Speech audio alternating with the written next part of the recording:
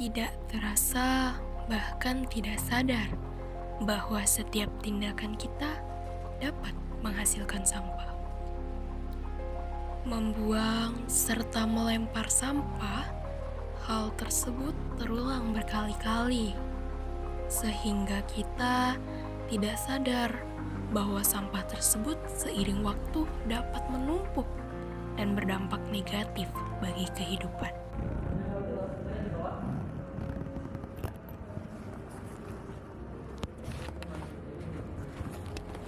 Lalu, pernahkah Anda berpikir apakah sampah itu bisa terurai atau bahkan tidak bisa sama sekali?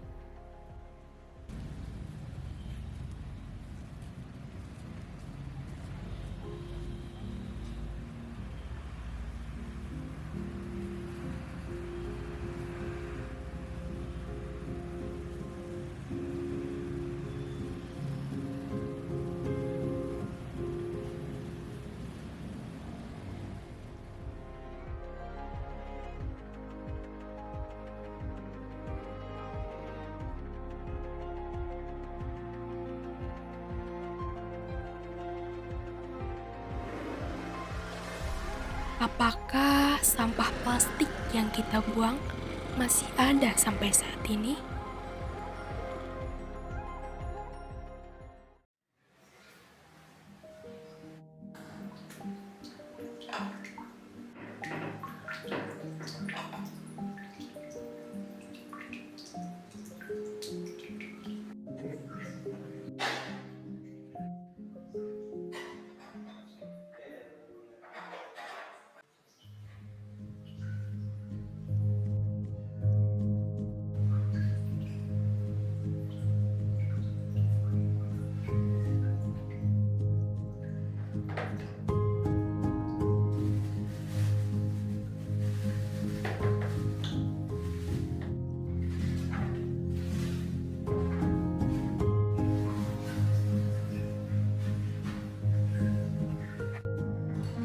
Persoalan sampah masih menjadi isu krusial di Indonesia, terlebih sampah plastik.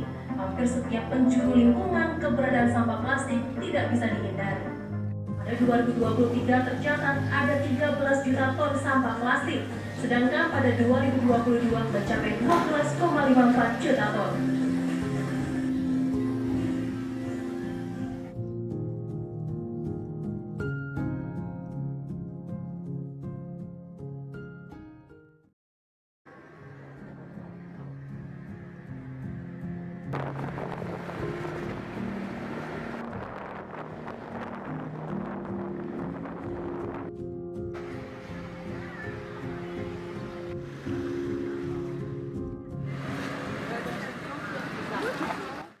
Berbincang dengan Ibu, maaf sebelumnya Saya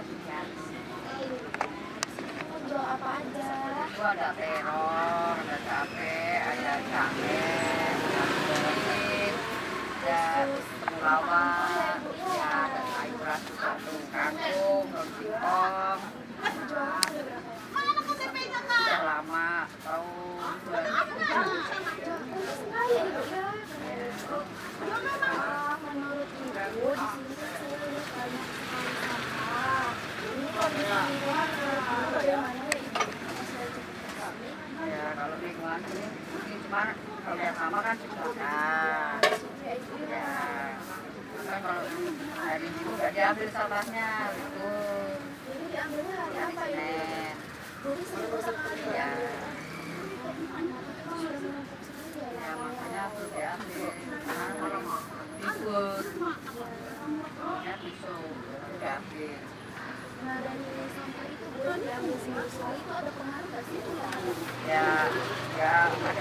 bau kan namanya sampah. Kalau untuk pelanggan itu gimana? Pelanggan ya kalau apa yang numpuk itu ya bau juga pelanggan. Kok apa ini kok sampah tuh? Mau gimana lagi ya Bu ya, orang tempat di sini.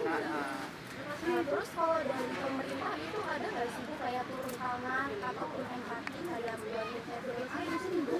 Oh ya, mungkin ada tapi jauh dari sini dari pasar. Itu cewek yang menyebabkan pemerintah. Kalau untuk TPA-nya itu ada di mana ya Bu? Kalau boleh tahu. TPA di sini agak jauh. Di Tengahan ya Ibu ya? Oh ya. Solusi apa sih Bu yang bisa Ibu berikan ke pemirsa? Ini yang menurut Ibu. Atau gimana? Oh ya kalau jualan yang tempat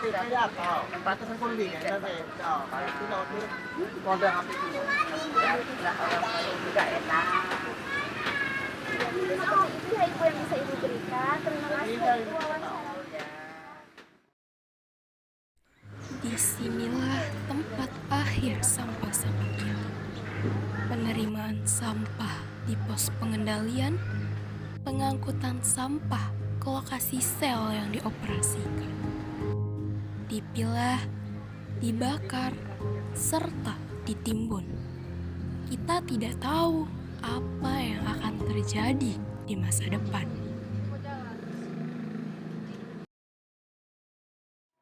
Maaf sebelumnya, nama Bapak siapa? Kalau Bapak Usuk, Bapak sudah lama kerja di sini? Udah 5 tahunan. Oh, 5 tahun. Apa aja sih Pak biasanya kerja? Ya ngambil sampah dari pasar, bungkuk, bawa sini. Paling banyak itu sampah apa ya Pak? Ya sampah-sampah Plastik kayak gitu ya, Pak, ya? buah-buahan. Buah-buahannya rumah tangga gitu ya Pak ya. Terus Bapak pernah nggak sih Pak mengalami kesehatan apa ya kayak kena sakit gara-gara Ya enggak, cuman ya kena kecapean ya. Terus ada nggak sih Pak menurut Bapak solusi gitu untuk mengurangi sampah? Mungkin kayak ini apa ya mengurangi apa ya Pak? Produk-produk plastik gitu mungkin. Oh iya, itu yang diharap kita, tapi contohnya waktu sekarang yang enggak. Nggak terlaksana gitu ya Pak Aquavia ya. saja. Bener-bener. Di sini juga ada TPA nggak sih Pak? Ada di sana. Di Tol kesana lagi ya Pak? Garis Putih. Itu dari pemerintah atau gimana ya Pak? Ya dari pemerintah. Oh dari pemerintah. Tapi pemerintah turun tangan tidak ya Pak ke sini? Ya turun tangan sih. Cuma yang kerja ini yang ini gaji belum sesuai Pak. Oh gajinya belum sesuai. Gaji cuma 600. Alhamdulillah. Jadi harapan Bapak apa? Dia minta gajinya ya agak tinggi lah. Amin ya Pak ya. Terima kasih ya Bapak sudah Ya. bantu kami. Assalamualaikum Ibu. Waalaikumsalam. Di sini kami izin untuk mewawancarai Ibu. Nah, sebelum itu nama Ibu siapa ya? Saya Dedeh Sandia. Oh iya, di sini kami izin menanyakan sesuatu ya Ibu. Boleh. Nah, yang pertama, menurut pandangan kesehatan, apa aja sih Bu dampak negatif yang ditimbulkan dari banyaknya sampah? Gitu ya. Kalau di kesehatan, Ibu kan dulu pernah pegang sanitasi, pernah pegang unit sanitasi. Jadi di situ kan ditugaskan salah satunya adalah pengelolaan sampah. Iya. Nah, kebetulan karena kerja di rumah sakit, jadi sampahnya yang ada itu dipilah-pilah. Karena dampaknya kalau tidak dipilah akan tercampur. Karena kalau tercampur sampahnya antara sampah medis atau sampah infeksius dengan sampah non infeksius atau yang bukan medis, nanti dia akan ada dampak negatifnya terutama ke rumah sakit. Karena sampah infeksius ini kan berhubungan dengan bekas pasien. Nah, kalau tercampur nanti ke bawah sama sampah yang domestik atau rumah tangga. Sementara sampah rumah tangga itu kan dibuangnya ke TPA. Nah, tempat pembuangan akhir ya, untuk diolah lagi. Nah, nanti kena ke masyarakat yang memilah di TPA. Nah, dampak negatifnya panjang sehingga ada pemilahan gitu. Terus bagaimana sih Bu sampah ini menjadi media berkembang biaknya penyakit? Nah, dari sampah-sampah yang dihasilkan ya, terutama sampah yang infeksius tuh, terutama sampah medis. Kenapa nggak boleh nyampur dengan sampah yang non infeksius? Karena di situ kan namanya sampah infeksius itu dari aktivitas pasien yang berhubungan dengan pasien, entah itu jarum suntik, entah itu bekas perban yang untuk pasien ataupun infus ya. Nah itu tentu saja karena namanya orang sakit kan banyak penyakit. Nah itu otomatis kalau dia penyakit itu bisa kemana-mana, otomatis bisa menjangkit ke siapapun kalau dia mengenai orang. Jadi harus dipilah tadi. Selanjutnya apa aja sih Bu penyakit yang paling sering muncul akibat kondisi lingkungan yang kurang bersih? Penyakit yang bisa muncul diakibatkan dari sampah itu banyak ya. Kalaupun misalnya dia penyakit infeksius, nah yang berhubungan dengan infeksi, dia bisa berupa misalnya kalau penyakit infeksinya dari virus, dia bisa menyerang manusia yang terkena itu jadi sakit sesuai kayak hepatitis misalnya, bisa kena sakit hepatitis. Kalau dia penyakit yang ada bakterinya, E. coli, dia bisa menyerang pencernaan, dia bisa kena sakit pencernaan gitu. Nah itu bahayanya banyak. Terus ada nggak sih Bu kelompok masyarakat tertentu yang dia itu lebih rentan terkena penyakit itu? Yang rentan terhadap penyakit itu ya tentu saja awal yang terkena dampak yang paling cepat adalah tenaga kesehatannya. Kalau dia tidak bisa mengelola sampah dengan baik ya, karena baik itu orang yang bekerja sebagai perawat, sebagai bidan, dokter, itu karena mereka itu menangani pasien, belum lagi dari pasiennya bisa tertular kalau tidak pakai APD, belum lagi dari sampah-sampah yang tidak dikelola, itu pun bisa menjadi tempat untuk penularan terhadap penyakit ya. Lalu bagaimana sih Bu peran petugas kesehatan dalam mengatasi sampah ini? Kalau sebagai petugas kesehatan, kita kan di sana diberikan peran-peran tertentu. Nah, salah satunya yaitu ada petugas kebersihan ya.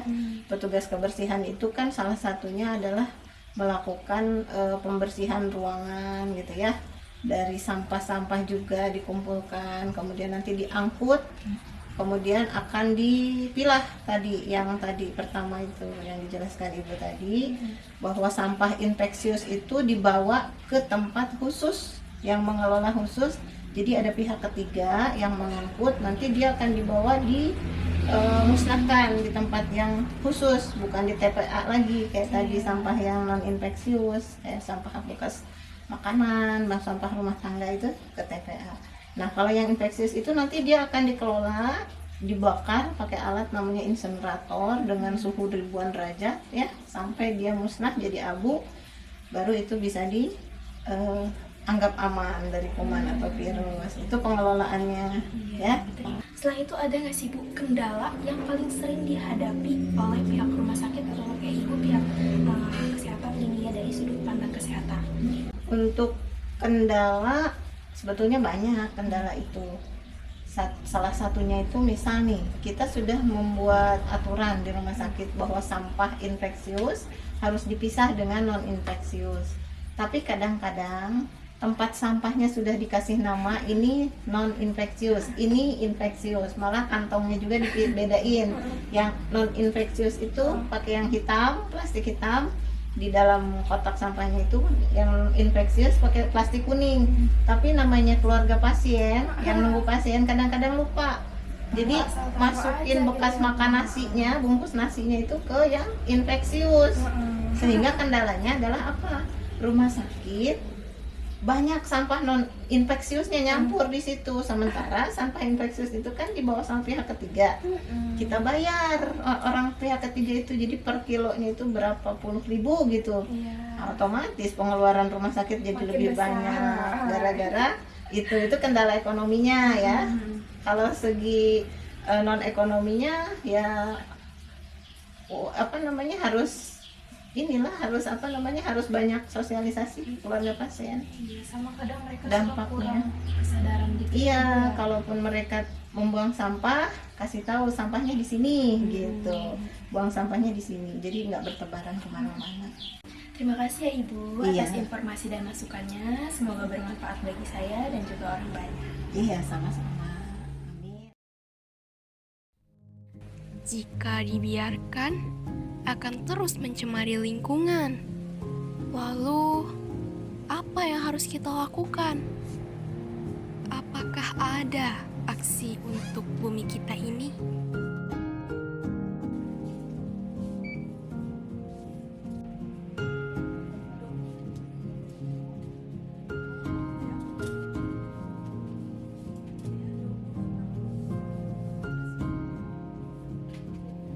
Ternyata, dengan menerapkan hal kecil, setidaknya dapat mengurangi angka sampah pada perut bumi kita ini.